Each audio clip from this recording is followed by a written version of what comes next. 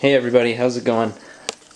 I've been getting asked for a list of materials that I use when I make my hides, so I thought I'd make a video. And this is everything. I've got some hides out here displayed that I've made, but first I use this styrofoam board. It's extruded polystyrene insulation. It's got the Pink Panther on it, and then I cut out chunks with a knife like this.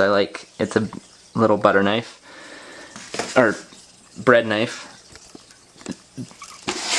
It works well for sawing through stuff. And then I have this set of exacto knives. I really like this blade. It works really well. Can get lots of angles for cutting out the rock shapes, but it's nice to have the set because you can switch it up and use different things sometimes, depending on what you're trying to cut. And then people have asked me what I use after I've carved, how to sand it. And I just use a piece of sanding paper in my hand. It doesn't really matter what grit you use. It gets through this polystyrene pretty quick. And then after I've done sanding my pieces, I paint with white paint to make it so my brown paint doesn't have to go on quite as thick to cover everything. I get non-toxic acrylic based paint, and this is all sand that I've used in my terrariums before, and I run it through this screen so that I can get all the garbage from my lizards out of it, and then I use it in my paint.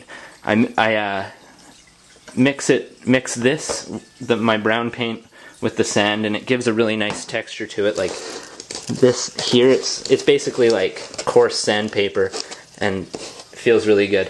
This is what I had done before. My old hide, I just painted it and then dropped sand on the top to give it a bit of color when it was still wet. Same with this one here. This one has a opening hide. You can see this in some of my older videos set up with my geckos. There's another hide down here. And then this one I built for one of my younger geckos when I first picked it up. It was in a 5-gallon aquarium. And then this one's for a 10-gallon. It has underground cave, window, and a little tunnel through here.